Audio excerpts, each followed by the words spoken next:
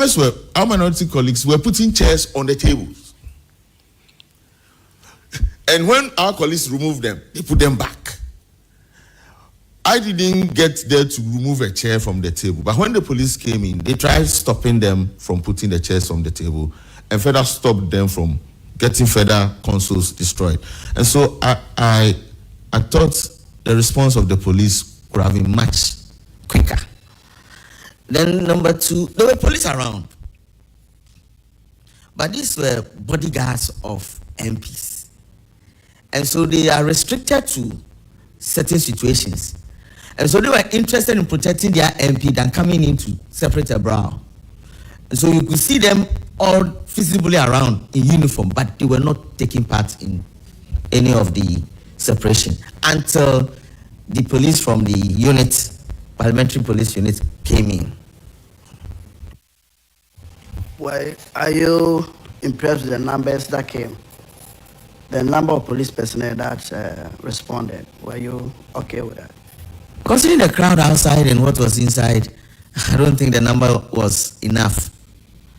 Because it was a crowd situation and anything at all could have happened. I would say because it was late, we didn't have more colleagues coming in.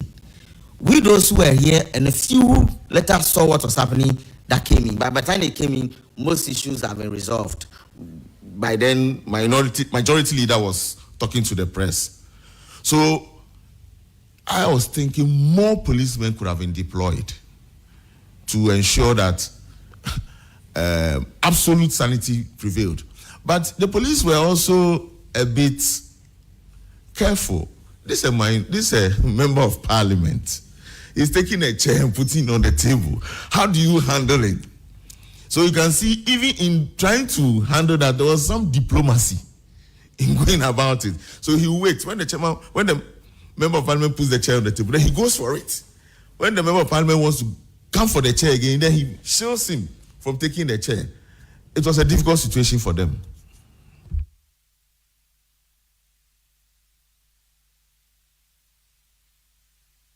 Honorable Member, I saw this reverse citizen, Honorable Osingame.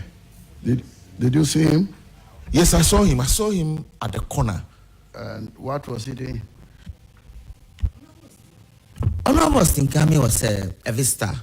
I saw him seated here. So when the whole thing started, initially, he moved in there and tried speaking to, I think, the minority leader and the chief whip, minority chief whip. But my attention was then taken to another member trying to put a chair on the table and trying to pull a table. So I didn't know what transpired again. But I saw him very clearly trying to calm things down. Chairman, I believe that this revered man should be invited as well to testify because, he's an expert within that space. So I suggest that let's get him to be involved. Thank you very much.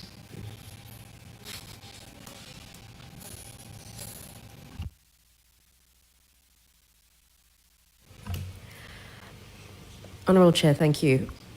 Honourable colleague, you did mention the crowding in the corridor. Were people's ID cards being checked in order to have access to this building, based on how you managed to access the building? Did you observe people's tags being checked, people's identification tags or invitations being checked? Thank you very much for the question. I didn't come through the main door downstairs. I came through the back door from annex. And so when I climbed, I saw a colleague on the first floor. So I walked with him. He was going towards the new, the entrance. So I escorted him to that position before I climbed through that side. So I didn't come through the staircase through the main entrance, no. So I wouldn't know what security measure was there at the entrance. But when I climbed out, I didn't see any invisible visitors tags on them. And the truth is, some were chiefs with their entourage protecting them. And so when I was trying to push my way through, they saw my tag visibly, but they will not budge, they will not give way. So I didn't want to push further, so I just went downstairs. I know my way around, so I went down the next floor and then climbed up to the other end. But there were no visible tags on them.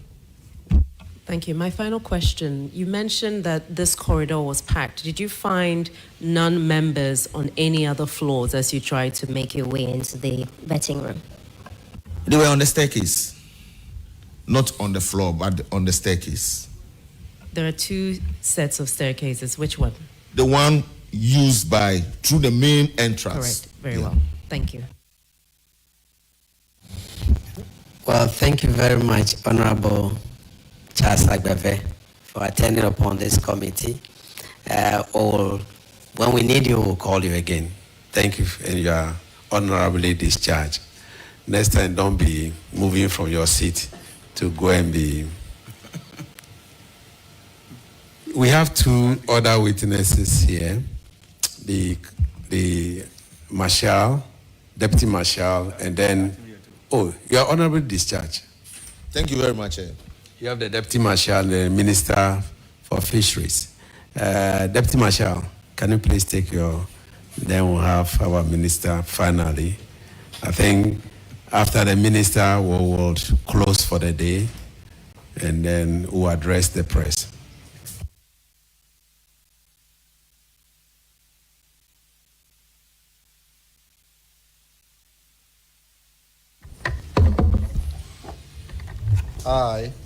I, Wing Commander Frederick Bauer, Swear by the Almighty God swear by the Almighty God that the evidence I shall give before this committee that the evidence I shall give before this committee touching the matter in issue touching the matter in issue shall be the truth, shall be the truth, the whole truth, and nothing but the truth. and nothing but the truth. So help me God. So help me God.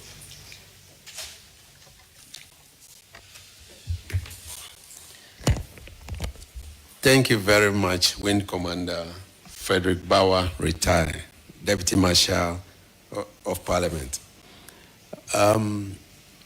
You were here when we played the video. Yes, Mr. Chairman. Wednesday and today. Yes, Mr. Chairman. Did you see Wing Commander Bauer retire in any of the videos? Mr. Chairman, I did. So that means that he was here on 30th of January 2025. Yes, Mr. Chairman. Deputy Marshal, can you tell us what happened on that fateful day from your point as Deputy Marshal? Thank you very much, Mr. Chairman. The day in question saw a lot of supporters of nominees filling up virtually every space we had within the parliamentary precincts. In fact, we had noticed it appeared some had even slept over around the funeral grounds areas, and some of these were prominent people, and I'm even suspecting chiefs. It was that. So on the evening of that day, we had put in place measures to make sure that only nominated people would come up to this room. But then, what we suspected happening, we were coordinating all the efforts we had put in place, but then chiefs would come with entourage, people from the ministries would come, and somehow, they managed to get access up here, even though it wasn't probably the time for their nominee. So we realized that the corridors were getting full. Down there, as we were trying to control, was also getting full. We tried preventing the drumming and dancing within the forecourt just outside the staff entrance. These were the activities happening. But around 21:45, we came up here and noticed that there was some disagreement among committee members as to whether vetting was to continue or vetting was to stop. Now, what my concentration was then to look out for strategies to try and prevent the situation from escalating into fisticuffs.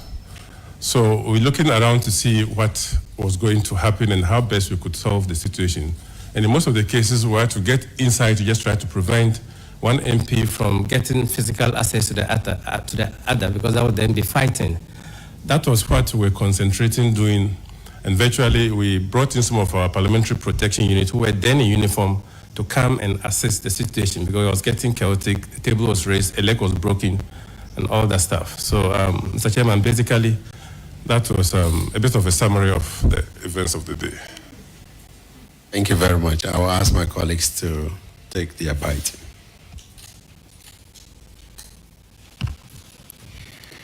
Thank you. Oh, I'm so sorry.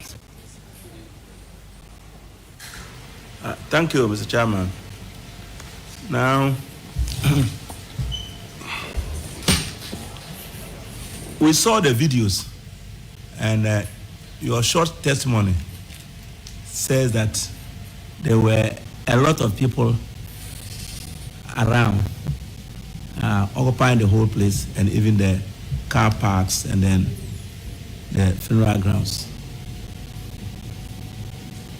All these people who came, the question I want to ask is, were they all properly admitted into the presence of Parliament?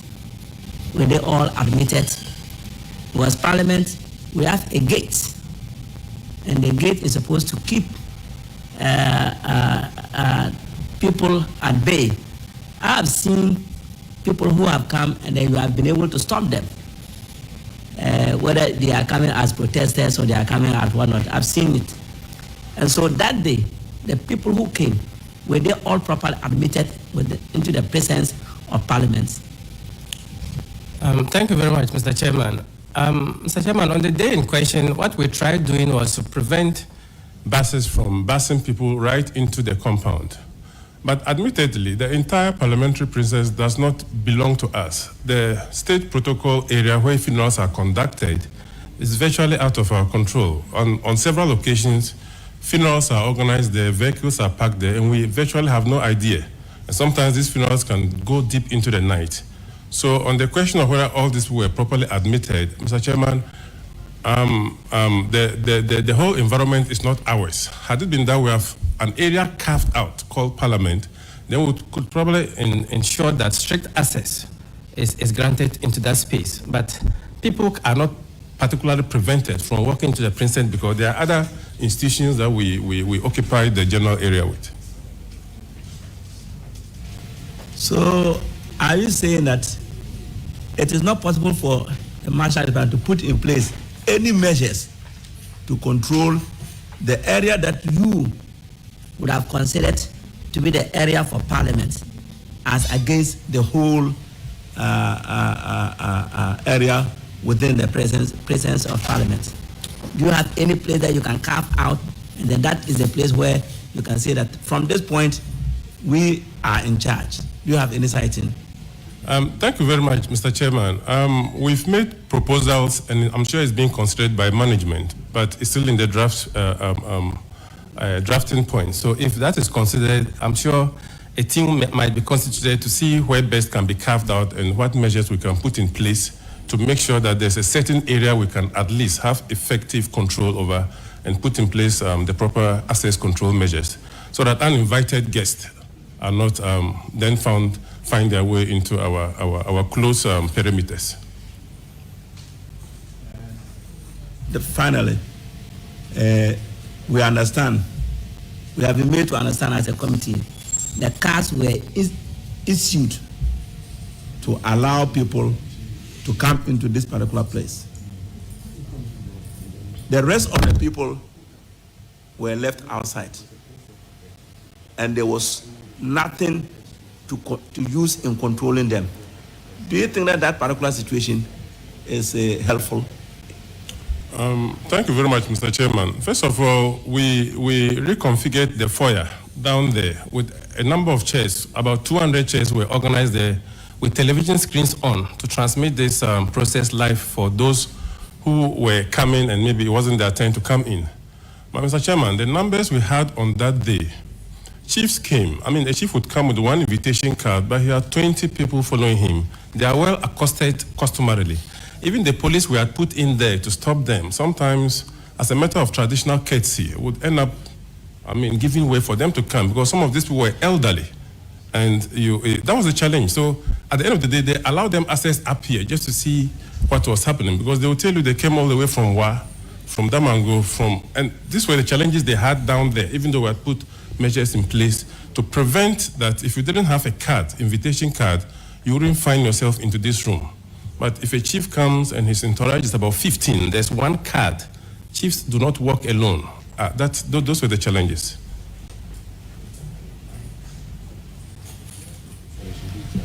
And so, would you say that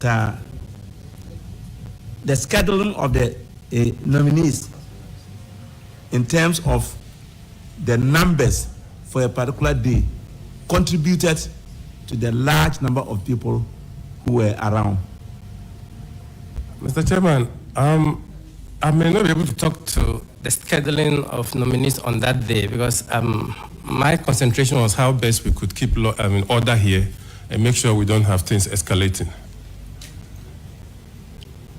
Thank you. That'll be all for now. Thank you, Honorable Chair. Rank Commander, just out of curiosity, is there an official document that is handed over to the Marshal's Department to inform you of who is to be on the precincts of Parliament on any given day when we have the vetting of any nominees? Thank you very much, Mr. Chairman. The understanding is that only invitees, people who have been given invitation cards, and these cards are supposed to be 10, are the ones allowed into the vetting room to support their nominees. But Mr. Chairman, this is the people's house. If visitors say they are coming in to visit their MP, it becomes difficult for us without prior authorization to deny them that access. What we've noticed is that they say they're coming in to visit their MP, and instead of getting to their MP's floor or office, some of them find themselves here, and some of them, unfortunately, sometimes with the support of the MPs.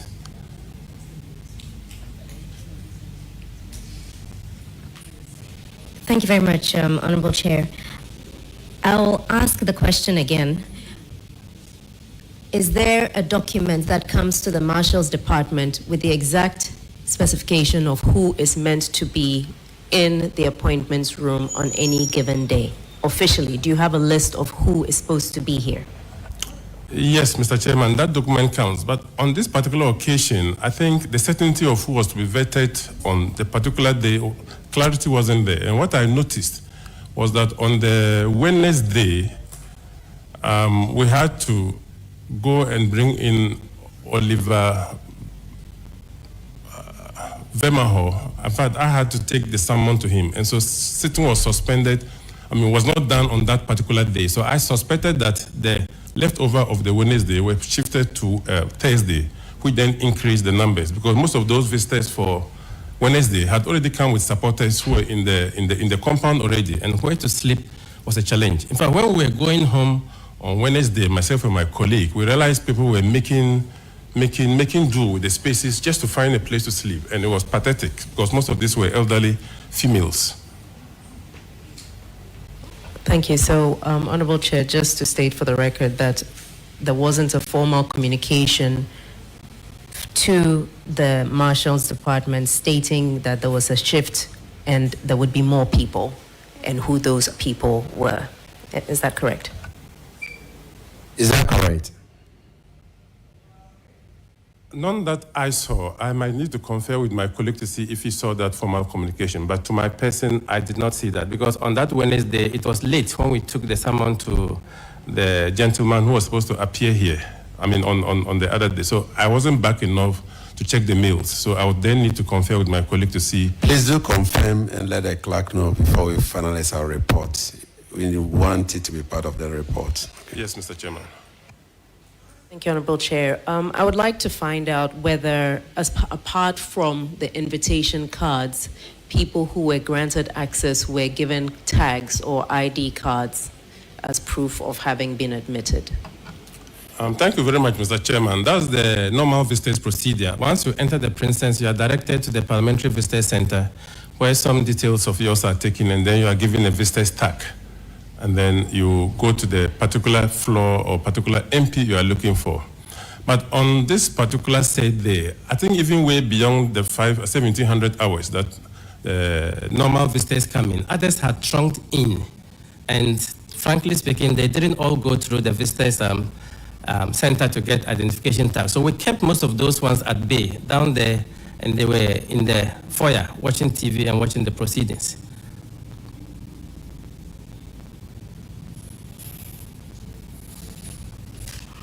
Thank you, Chairman. Just one question. We also a stranger among the peacekeepers. He said he was there as a peacekeeper. Let me ask you, in future, are we safe? Won't we be having more strangers when even Parliament is sitting? Won't we be having them? And two, would you recommend that we move the vetting process to a more secured places, especially Job 600 up there, if we can move the vetting process from this place to a more secure place so that it may restrict the number of people. Naturally, it will be easier to control than an open space like this. Thank you very much, Mr. Chairman. I wouldn't say anywhere in Job 600 will be more secure than here. But talking about a more secured venue where crowd control measures could be firmly employed, like I mentioned earlier, we've made a proposal which we sent to our clerk, and it's being looked at. So I'm sure when some consideration is given to it, communication will go up to the board, and maybe it might be considered. Well, there was a question about a stranger who, as a marshal, you are supposed to provide security to members of parliament as well as the precinct and properties of parliament. You were here when we have to ask a stranger to go and come back on Monday. We saw him visibly moving from one end to the other, to the extent that he was even, okay, so I'll leave that one. Now, did you notice that there was a stranger in the house? Mr. Chairman, personally, I didn't until today. The fact is that our security personnel are all not still very familiar with all the MPs, especially the members coming in for the first time.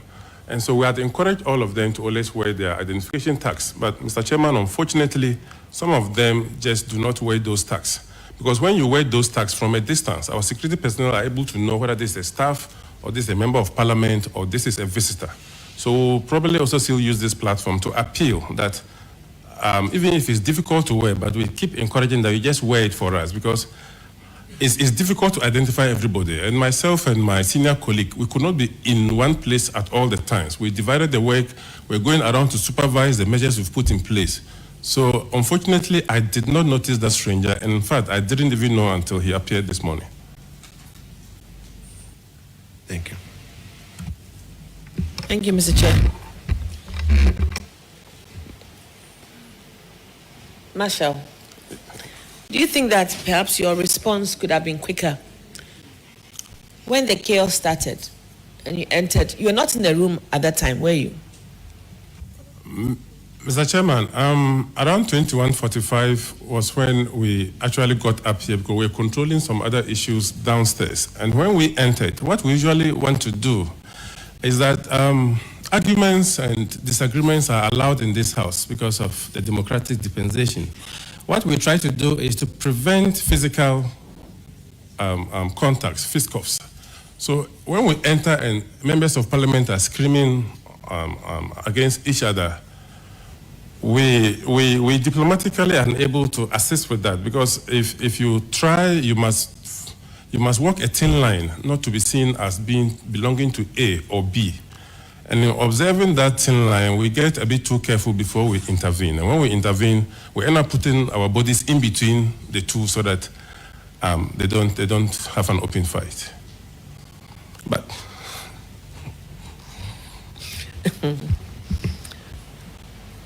that still didn't answer my question, whether you think your response was on time or a bit delayed. Mr. Chairman, it's a very difficult question for me because until there were bangings on the tables and attempts at physical destruction of things where we now asked in the other uniformed police to come in. But Mr. Chairman, we had police in civil clothing who work with PPU. They were all in the room. We're all trying to do separations, calm down issues, try to mediate.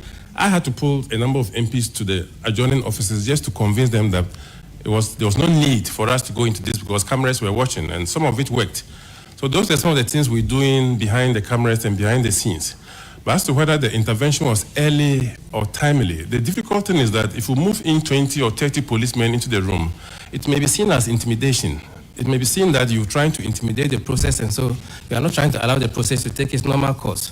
So we do all this balancing, and when we realize it's getting out of hand, then we move in the uniform personnel. Okay.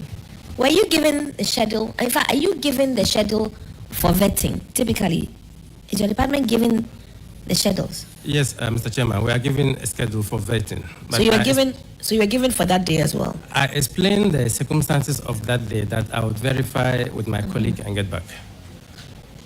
Okay.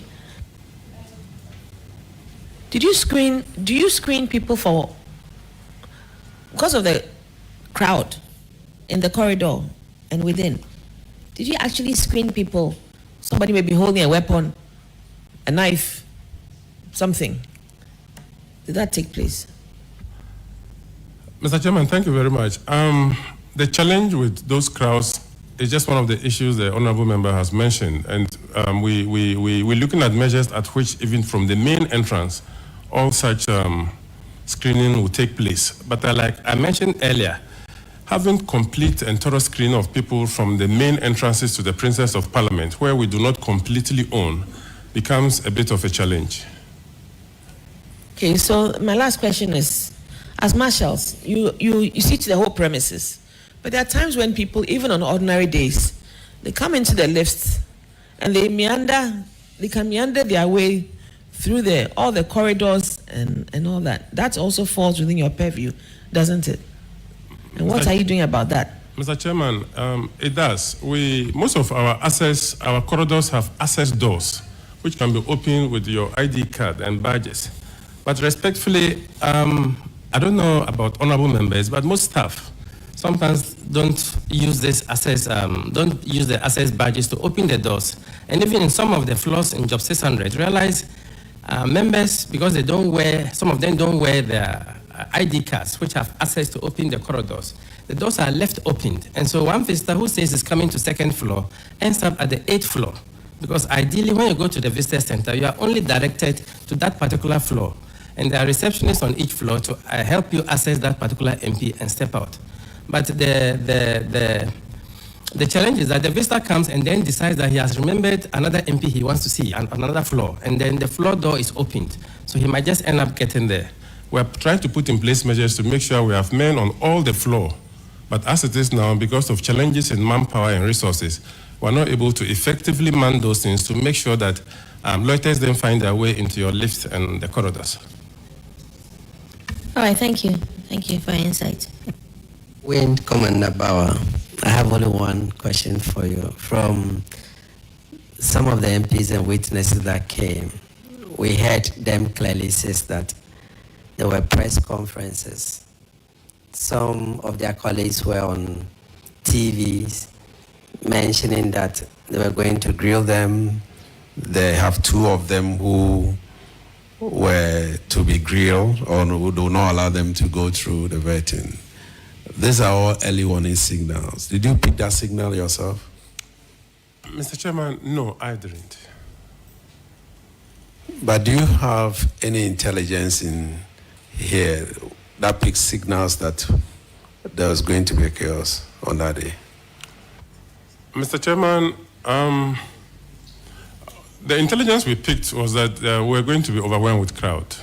That much we did. So we requested for assistance from the police to give us more men. But even then with that, as to whether there will be chaos on the vetting room, I would see that as maybe one particular member may be given a lot of questions. We didn't anticipate the chaos being members of parliament getting at each other. I hope you have reported this to management officially. You've given your report about the situation to management. Mr. Chairman, that is true. Okay. So we can get that report too from management to aid us in writing our report. Well, Mr. Chairman, it's been forwarded to the clerk's office. I don't know whether we'll then have we'll talk to him and see whether we can forward same to you. No, not from you. We'll talk to the clerk ourselves and pick it from him. Yes, Mr. Chairman. So there was a report on the chaos? Yes, Mr. Okay. Wing Commander Bauer, you are humbly discharged. Thank you for attending upon this committee. When we need anything else, we'll call you again. Thank you very much. Thank you, Mr. Chairman. We will finally take our sister, the Honorable Minister for Fisheries, who will have to take an oath.